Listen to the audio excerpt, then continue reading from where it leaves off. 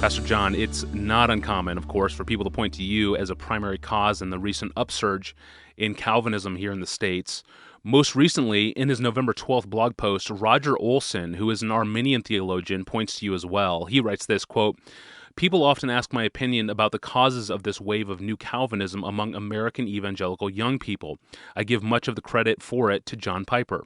Piper is a force of nature, articulate, brilliant, persuasive, ubiquitous, prolific, profoundly Christian." End quote. Now, it's something of an awkward question for me to ask, and I'm sure it's a little bit awkward for you to answer as well, but how do you process that in your own mind? What do you think has been your contribution to the upsurge in Calvinism? Well, that was nice of Roger.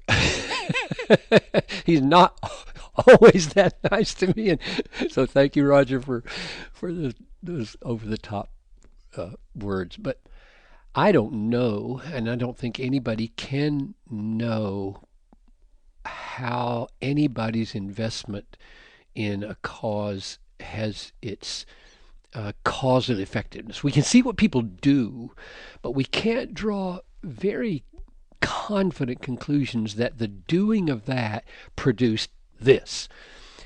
I think everybody should go and read Mark Dever's article that was just republished and updated, I think in October, at the Gospel Coalition website on where did all these Calvinists come from, and he gives a list of influences. The ongoing impact of Spurgeon, Lloyd Jones in these recent days, Banner of Truth recovery of the Puritans, evangelism explosion with James Kennedy and in the Reformed impact that Kennedy had. The battle for the Bible was mostly led by Calvinists, so the recovery of the centrality of the doctrine of inerrancy in the 70s and 80s. J.I. Packer in his book Knowing God, R.C. Sproul and Ligonier Ministries, John MacArthur, and I would add Chuck Colson to that list. And Reformed rap. Here's an interesting thing about things like Reformed rap or, say, campus outreach. Reformed rap, you say, could be a fruit of the Reformed resurgence, but the fruit becomes the root, right?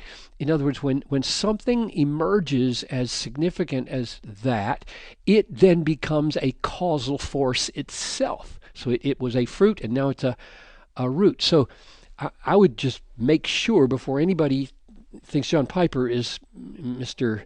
Causal Effect. It's not that simple at all. All those factors are feeding in, and as far as my role is concerned, I don't know what the causal effects are. Only God can see that clearly. What I know is what I have done. So I stand back and I say, if somebody says, you think that's right? You think you have a key role in this? I say, look, here's the way I think about my life. I know what I do, and I do what I do because I see what I see. So here's the four things that I do. Number one, I have embedded Reformed theology in the matrix of Christian hedonism. That's my unique little thing. I embed Reformed theology in the matrix of Christian hedonism. God is most glorified in you when you are most satisfied in Him, which ties the central theme of Reformed theology to the central passion of the human heart, namely to be happy. And it says you can't have, Christian hedonism says, you can't have full and lasting happiness if the glory of God is not your treasure. And more shockingly, God will not be glorified in your life most fully if you're not most fully satisfied in Him. That's my contribution. I got it straight from Jonathan Edwards and C.S. Lewis, who got it from the Bible. And then I circled around and have seen it all over in the Bible. And that's what I think the main thing I've done is to put Reformed theology in the context of ramping up the importance of joy and happiness and the emotions in the Christian life.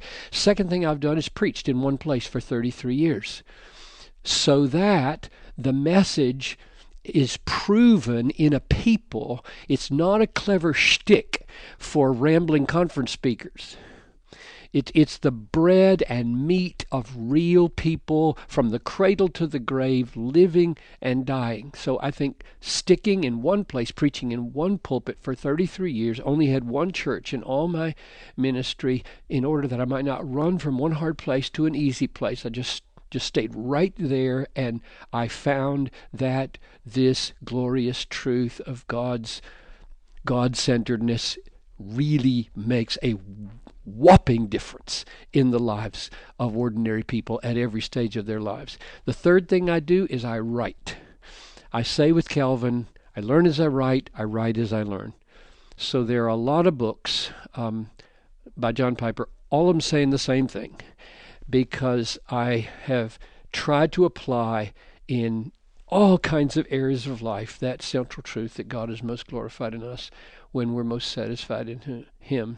And the fourth thing I do is I pray desperately all the time without ceasing.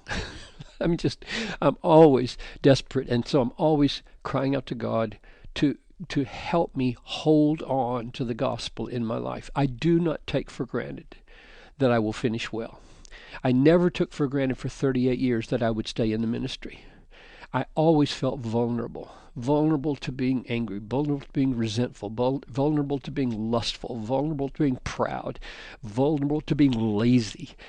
I'm a vulnerable man. Therefore, I'm always crying out, help me, hold me, don't let me go, keep me useful. So prayer has been, I think, an essential part of my life. So when I ask what are the causal effects of those four things on the contemporary scene, the answer is I don't know. I don't know. And in fact, I don't think much about it. When I'm done with a message or a book, my focus is resolutely on the next task. So yesterday, I'm working hard to get ready for your phone call. As soon as this phone call is over, I'm getting ready for Lansing, Michigan, right? I'm not even thinking about you and these things. I'm just on to the next thing, and which means I view my life as just kind of dropping pebbles all the time in the pond, and I don't stay there and say, okay, Pebble, what are you doing? How are you doing, Pebble? I don't think that way. I just move on to the next place on the shore, drop another pebble, go out. Where can I find some more pebbles to drop? So I don't really have much mental energy to be constantly assessing the effectiveness of my pebble dropping. As soon as I'm done with producing one pebble, I'm just bending my brain to try to see something new in the next text so that I can drop the pebble in the next city or in the next blog or in the next sermon. So the answer is I don't know whether Roger Olson is right. I just know what I do, and I say what I see in the Bible. Thank you, Pastor John.